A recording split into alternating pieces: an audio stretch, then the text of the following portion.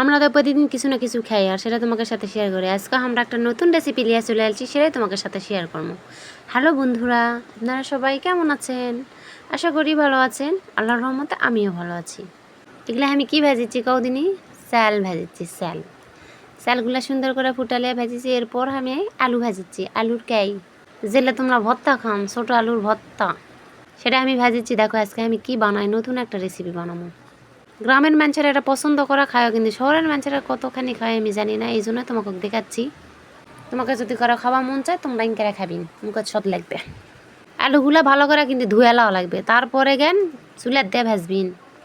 আইরে দেখো ইনকারা না লাল লাল করে ভাজবিন, লাল লাল করে না ভাজলে কিন্তু ক্যাস ক্যাস করবে। চাল আমি আগে না পিসা লিছি, এরপর আমি এখন এই যে আলুগুলা পিসা লিচ্ছি। আলু পিসালে এটা আমি এখন ময় মশলা পিসা লিমো। এটা আমি লিছি হচ্ছে আদা রসুন পেঁয়াজ কাঁচা ঝাল লবণ জিরা দিয়ে ঠিকছে সুন্দর করে পিসা লিবিন। তারপর পাটার থায় তুলে এলাই আলুর সাথে একটা করবিন। এটা দেখো পাটাটা নাইলে লাগা আছে দেখে আমি আবার চাল ভাজার গুঁড়ের সাথে একটা করে লিয়া না ডোলা লিন পাটা মুছা লওয়ার জন্য। পাটার লাগে থেকে কী হবে, পাটার থেকে তুলে লিন। তারপর দেখো সব একটা করার পর এটা আমি সরষের তেল নিন। সরষের তেল ছাড়া কিন্তু এটা ভালো লাগবে না।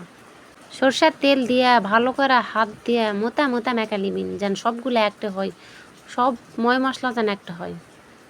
ও মা মাখতে মাখতে আমার হাত গেছে লাগে, কত আর মতন আলু আর চাল ভাজার ঘুরে একটা হয়ে হাত লেগে গেছে। এটার নাম কি জানেন? আলুর ছাতু।